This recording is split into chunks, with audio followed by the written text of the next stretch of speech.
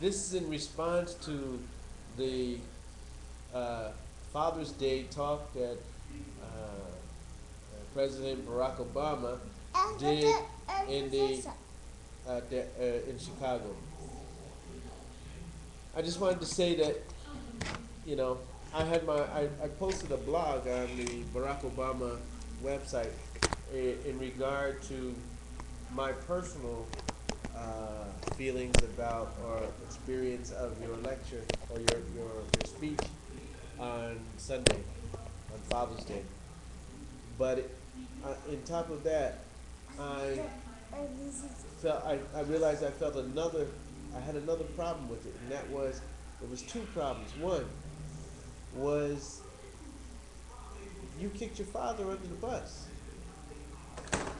and I didn't think that that was fair because being a father, being an African American man, being a man who grew up in the '60s, understanding racial and political circumstances in the country that we lived, and as well living in other countries and knowing how people are when they travel, especially people from Africa, people from uh, uh, uh, the Caribbean.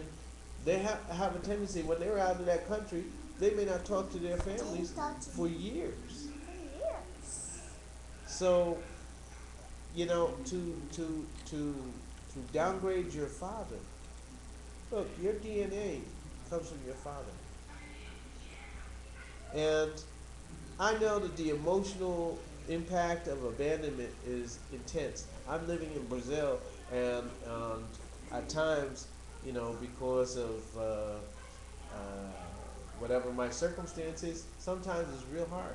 Sometimes I think I want to run back to the United States, especially I love cars. A car in Brazil, a Mercedes, or even they have a Honda. A Honda Accord in Brazil is almost $100,000. So for me to want to stay in Brazil, I have my son, I have my children, I have my life that I'm doing here, business projects, and that makes me want to be here. But sometimes I really want to leave.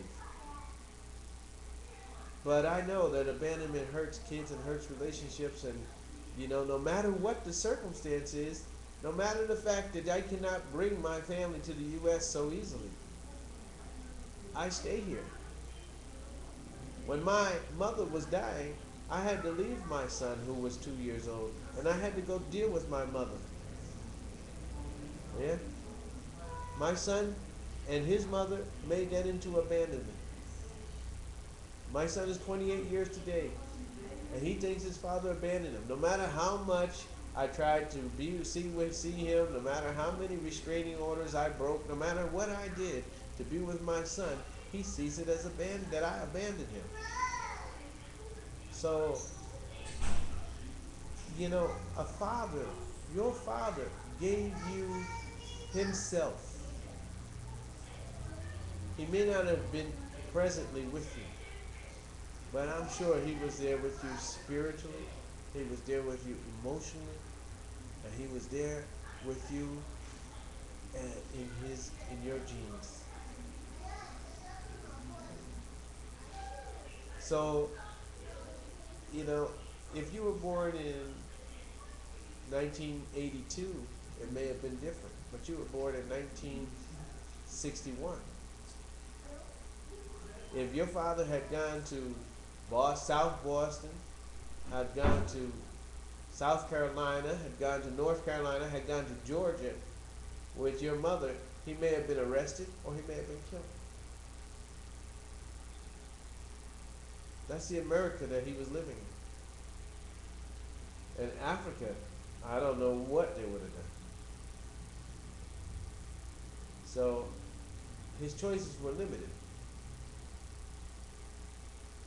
You know, it was gracious of your parents that they were married when you were born, and you had your father's name on your birth certificate and your mother's.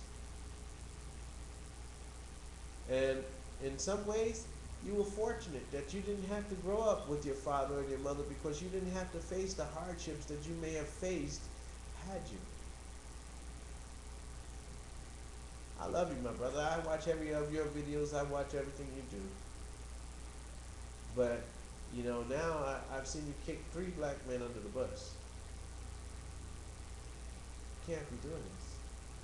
There's got to be a different way to express the same thing. And really, what really worked for me on Father's Day, what would have worked for my son, is to hear you express your love for your father. To hear you say that, hey, my father did his life the best way he thought he could. I'm doing my life the best way I think I can. And I love and have loved and always loved my dad, no matter what I felt or my circumstance was, because my life was good to me. I made it to where I am.